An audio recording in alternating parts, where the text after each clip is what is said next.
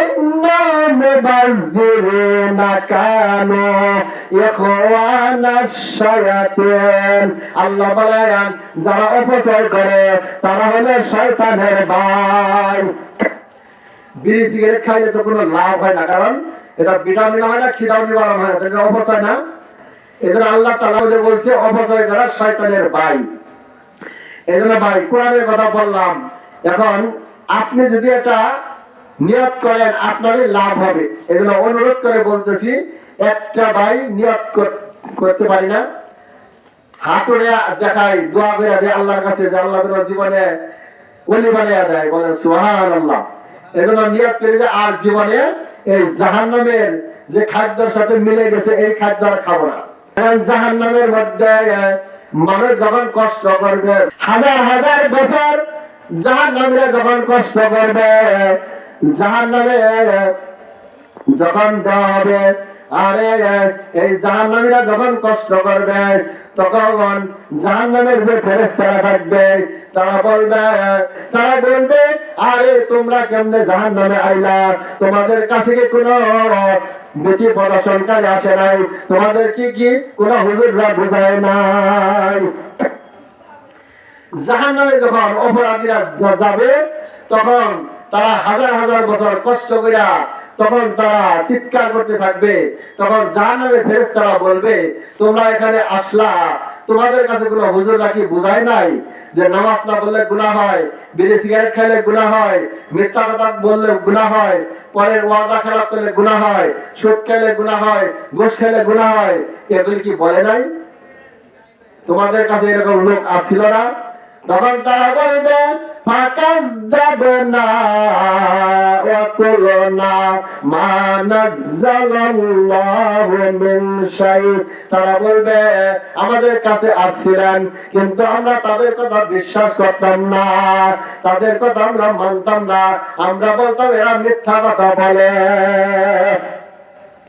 অনেক মানুষ আছে হুজুর এত কই, হুজুর কথা মানুষ যাওয়া আছে না এরকম, কিন্তু এখন তো বুঝতে পারছি না। যখন আমরা বিপদে পড়বো আখিরাতের ময়দানে তখন বলবো, আফসোস করবো যে হুজুরদের কথা কেন মানি নাই। তখন তারা আফসোস করবে আর বলবে আমরা যদি দুনিয়াতে হুজুরদের কথা মানতাম, দুনিয়াতে যদি আমরা ভালো কথা মানতাম, যদি আমরা মাইনা চলতাম, নবীদের কথা, আলেমদের কথা, হুজুরদের কথা যদি মানতাম, কোরআন হাদিসের কথা মানতাম, তাহলে আজকে আমাদের জাহান্নামে আসা লাগতো না। আর জাহান্নামের মধ্যে তাদেরকে যে খাবার দিবে, মানুষের শরীরে ফুট হইলে যে রক্ত পড়ে, পুষ পড়ে, ওইগুলি দিবে খাবার, আর গরম পানি, ফুটন্ত পানি দিবে। সে পানি খাওয়ার পরে তাদের পেটের ভিতরে যে নাড়ি ভুঁড়ি আছে এগুলি গইলা বাইর হয়ে যাবে, বলে নাউজুবিল্লাহ। এইভাবে তাদেরকে দেওয়া হবে, আর জাকুম ফল তাদেরকে খাবার দেওয়া হবে। আর তারা ক্ষুধার জ্বালায় অস্থির হইয়া তারা কাঁদতে থাকবে আর জান্নাতীদের কাছে যাইতে থাকবে। ওই জাহান্নামীরা জান্নাতীদেরকে দেখতে পাবে আর তাদের কাছে যাইতে পারবে, তাদের কাছে যাইয়া বলবে আরে তোমরা তো আমাদের আপনজন।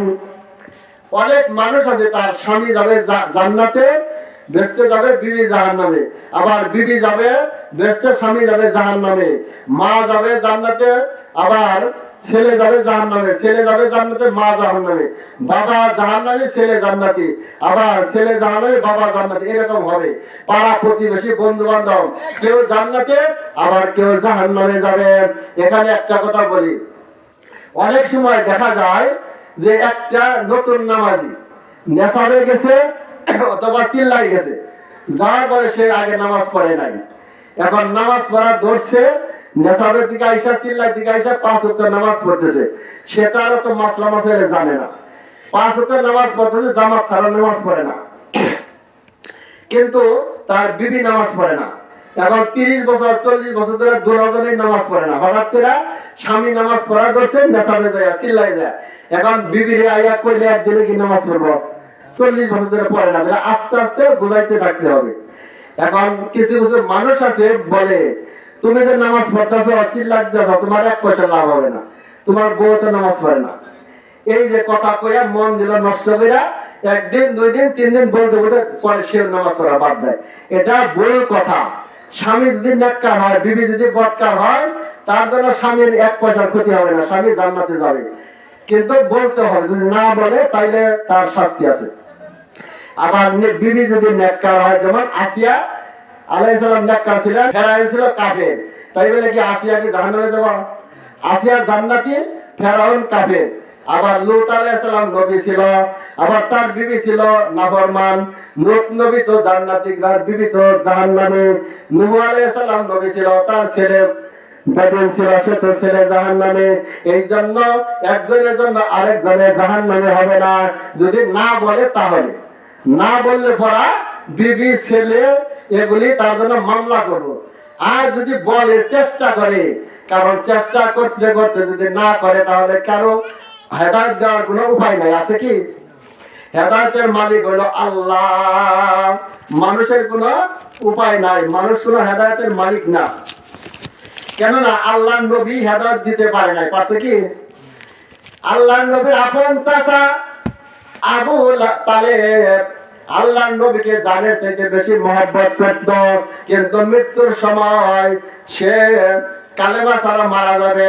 আল্লাহ নবী, দয়ার নবী, মায়ের নবী, রহমতের নবী চাচার কাছে যায় বলতে, চাচা আপনি তো আমাকে জানের চাইতে ভালোবাসতেন, আজকে আপনি কালেমা বিহীন মারা যাবেন, আপনি তো জাহান্নামে যাবেন, তাহলে আপনি শুধু কালেমাটা আমার কানে কানে পড়ে আন, তাহলে আমি সুপারিশ করবো। বলেন সুবহানাল্লাহ।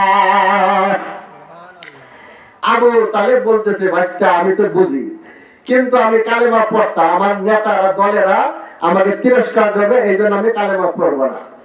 তখন আল্লাহ নবীর মনের মধ্যে ব্যথা নিয়ে যখন যাইতেছেন, আল্লাহ রাব্বুল আলামিন কোরআনের আয়াত নাযিল করলেন, ইন্নাকা লা তাহদি মান আহবাবতা।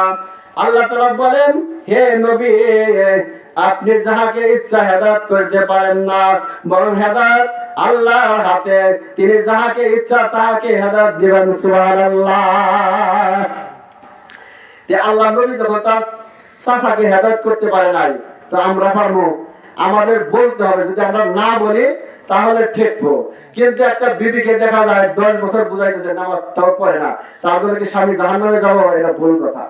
এজন্য স্বামী জান্নাতে যাবে, এজন্য না বললে তার শাস্তি আছে, বলতে হবে।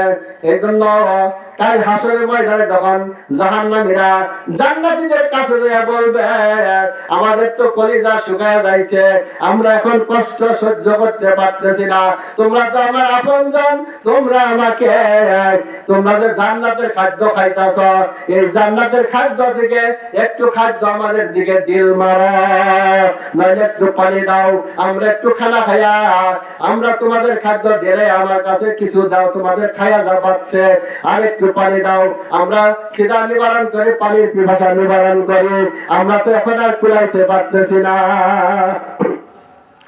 তারা বলবে, ইন্নাল্লাহা হারামাহুমা আলাল কাফিরিন। বলেন আল্লাহু আকবার। তখন তারা বলবে, জাহান্নামীদের জন্য জান্নাতের খাবার আল্লাহ রাব্বুল আলামিন হারাম করে দিয়েছেন। জান্নাতীরা বলবে যে জাহান্নামে যারা, তাদের জন্য জান্নাতের বেহেশতের খানা আল্লাহ তাআলা হারাম করে দিয়েছেন, তোমাদেরকে আমরা জান্নাতের খানা দিতে পারবো না, এটা তোমাদের জন্য হারাম। এই জন্য তখন আর তাদের কাছে যাও খানা পাবে না, আফসোস করতে থাকবে।